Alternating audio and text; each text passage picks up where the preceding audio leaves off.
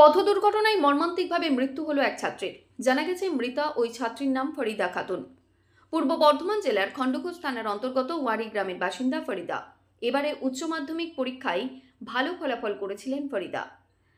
ওয়ারি উচ্চ বিদ্যালয়ের ছাত্রী তিনি। ওয়ারি উচ্চ বিদ্যালয়ে তৃতীয় স্থান অধিকার করেছিলেন। সকালবেলা বাড়ি থেকে টিউশন পড়ার জন্য সাইকেলে চেপে ওয়ারি বাজারের দিকে যাচ্ছিলেন ফরিদা। বর্ধমান বাঁকুড়া রাজ্য সড়কের উজ্জ্বলপুকুর মোড়ে বাঁকুড়া মোড় থেকে আসা একটি লরি তাকে ধাক্কা মারে বলে জানা গেছে। এরপরেই সাইকেল সহ ফরিদা পড়ে যান সেখানে। ঘটনাস্থলেই তার মৃত্যু হয় বলে জানিয়েছেন প্রত্যক্ষদর্শীরা। খণ্ডঘোষ থানার পুলিশ দুর্ঘটনাস্থল থেকে মৃতদেহ উদ্ধার করে ময়না তদন্তের জন্য বর্ধমান মেডিকেল কলেজ ও হাসপাতালে পাঠায়। পুলিশ সূত্রে জানা যায় যে ঘাতক লরিটিকে আটক করা হয়েছে। এই ঘটনায় এলাকায় নেমেছে শোকের ছায়া। নামটা কি ছিল মেয়েটার? ওর নাম ফরিদা খাতুন। ফরিদা খাতুন। বাড়ি কোথায়? বাড়ি আমাদের ওয়ারি। ওয়ারি।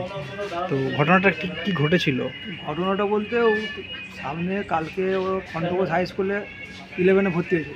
বর্ধমানে টিউশন পড়তে যেত। প্রতিদিন ওর বাবাই ওকে নিয়ে আসতো। আজকে বাবা আসতে পারেনি, ও নিজেই সাইকেলে নিয়ে আসতো। উজ্জ্বলপুকুর মোড়ে যখন উঠেছে তখন ওই লরিটা পুরো ধাক্কা মেরে পুরো চাপা দিয়ে চলে গেছে। তো ওইখানেই মারা যায়।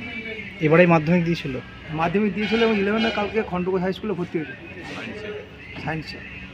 খুব কৃতি ছাত্রী ছিল, মানে স্কুলের প্রথম ফার্স্ট গার্ল।